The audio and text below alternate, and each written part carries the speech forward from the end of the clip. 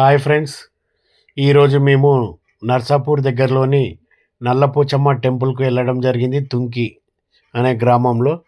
ఇక్కడ ఈరోజు ఈ ఆదివారము భక్తులు అధిక సంఖ్యలో రావడం జరిగింది. మీరే చూస్తున్నారు కదా ఫ్రెండ్స్, ఎంతమంది ఉన్నారో.